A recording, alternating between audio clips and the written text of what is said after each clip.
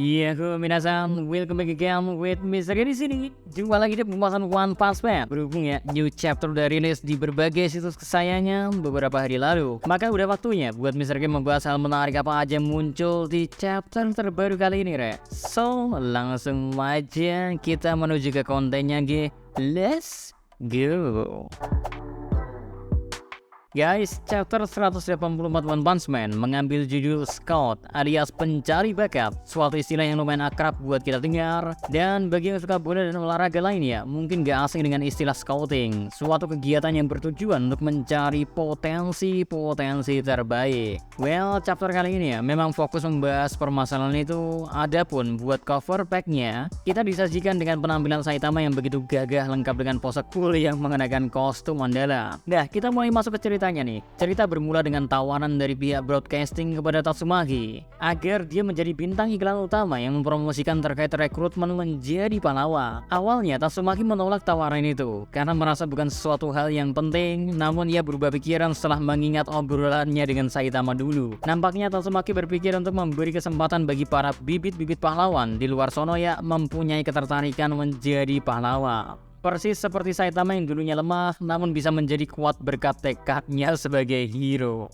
Cuma di sini kayaknya ia jadi pengawas doang. Terus ya, karena terlalu bersemangat, Tatsumaki malah menunjukkan tornadonya yang mengerikan selama pengambilan gambar. Well, sebenarnya tujuan Tatsumaki langsung mengamuk gitu ya, wajar sih. Ia ingin memberitahu bahwasanya buat menjadi pahlawan, kalian harus siap dengan resiko seberat apapun, termasuk kematian yang bisa datang kapan aja. Namun jelas ya, itu udah keluar dari skrip ya. Dan ketika iklan tersebut ditampilin, hasilnya jauh berbeda. Dibandingkan menunjukkan teror tornado yang mengerikan khas Tatsumaki, yang ditayangkan justru Tatsumaki yang bertingkah layaknya seorang idol dan bergaya imut-imut kawaii. Tatsumaki dengan amarah langsung menelpon pihak produser yang membuat terungkap ya bahwa iklan tersebut rupanya rekayasa buatan AI agar lebih sesuai sama tujuannya. Ya, jelas Tatsumaki makin mengamuk mendengar berbagai upayanya selama syuting sekaligus niatnya menjadi sia-sia. Dan di tengah-tengah kemarahan Tatsumaki ya, Fubuki malah muncul untuk memuji sang kakak. Alhasil Tatsumaki yang emosi maupun moodnya lagi hancur berantakan, langsung deh dia membuat rumah keduanya meledak karena kekuatan telekinesisnya. Di lain sisi ya, kita ditunjukin sosok yang bertanggung jawab atas ide merekayasa iklan itu, yakni Amai Mas. Meskipun di poin plusnya ya, iklannya jadi sukses besar sih. Next, kita diperkenalkan salah satu karakter baru di One Punch Man, yakni Vigilante bernama Axel. Buat kalian yang asing sama istilah Vigilante, meski Mr. udah yakin kebanyakan udah tahu ya, sebutan ini merujuk dituju pada mereka yang bertindak layaknya pahlawan, namun konsepnya lebih ke suka-sukanya, alias tidak terikat pada lembaga resmi story terkait. Konsep ini emang sering digunakan di berbagai story dengan tema pahlawan. Contohnya ya, di Boku no Hero Academia sendiri, malah ada side story manga mengenai Vigilante ini. So, pada dasarnya, Axel ini melakukan berbagai tindakan heroik dengan organisasi yang ia bentuk bernama Hunter. Tindakan Axel ini sukses menarik perhatian publik. Maka dari itu ya, melalui salah satu pegawai asosiasi pahlawan bernama Shizuka, mereka mencoba mengget Axel. Dan asosiasi pahlawan memang tengah mengalami krisis terkait rekrutmen pahlawan. Makanya ide buat memperbaiki citra sampai membuat iklan yang mengajak untuk bergabung dengan asosiasi pahlawan pun dilakukan. Semua itu tak lain tak bukan demi meraih kepercayaan masyarakat kelas atas, tetapi ya itu tak semerta-merta menyelesaikan permasalahan lain di asosiasi pahlawan.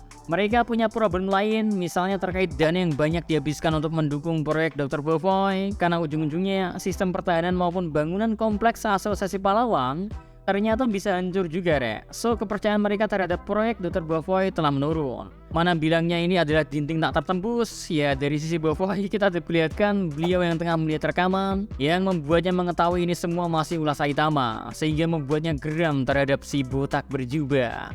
Next, balik lagi ke permasalahan utama ya, yakni soal rekrutmen pahlawan. Dengan kekuatan pahlawan kelas S saat ini, Tatsumaki contohnya, mereka merasa sangat kekurangan, khususnya karena Tatsumaki egois dan tak bisa mereka kendalikan sesuka hati, membuat mereka berinisiatif mencari pengganti.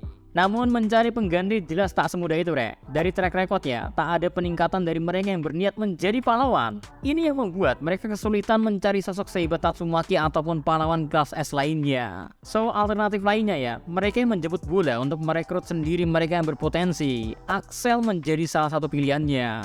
Dan ternyata ya, rupanya ini udah kesekian kalinya Axel ditawari. Shizuka, si scouting dari Asus Pahlawan, berdalih saat ini kekuatan mereka tak cukup mengingat masih banyak monster kuat yang dihadapi. Belum lagi permasalahan pahlawan kelas S yang selalu lepas dari kendali, sedangkan pahlawan kelas A cuma menambah dana BPJS alias terus terluka karena belum cukup kuat. Sebab itu ya, mereka mau mengisi ulang kekuatan dan jawaban dari Shizuka membuat Axel skeptis. Ia menuduh asosiasi pahlawan melihat ia dan lainnya sebagai objek. Axel juga menyinggung soal asosiasi pahlawan yang dibuat repot oleh Hero Hunter. Itu loh julukan untuk Garou, sehingga Axel menuduh asosiasi pahlawan tak menggunakan dana dengan baik.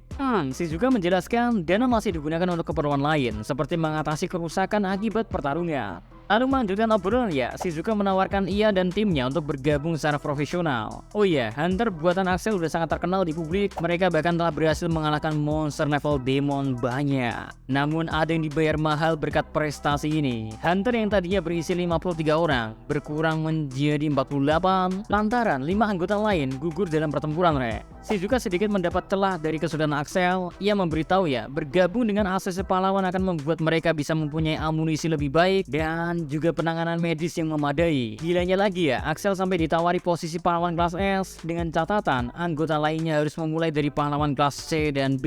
Apakah ini pertanda Axel cukup kuat? Karena yang kita tahu ya, pahlawan kelas S disematkan pada mereka yang kekuatannya di luar nalar. Tapi guys, jawaban Axel selanjutnya bikin Shizuka kena skakmat.